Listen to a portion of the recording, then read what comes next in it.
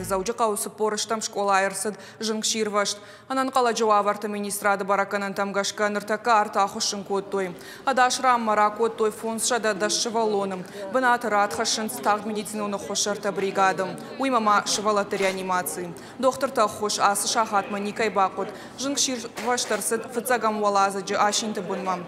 Даш квадратометр фажуатыл. Сегодня в 11:20 поступила информация о возгорании в школе номер 48 в городе Владикавказе. По прибытии пожарных расчетов был обнаружен очаг возгорания под лестничной клеткой. В настоящий момент произведена эвакуация всех учащихся со школы. Было эвакуировано и спасено более 500 человек. Пострадавших среди участников, учащихся школы нет.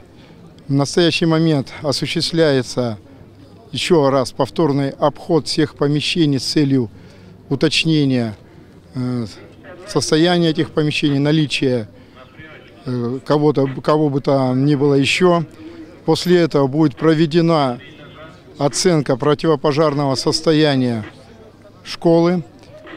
И, соответственно, приняты меры к устранению всех недостатков, которые будут обнаружены в данный момент.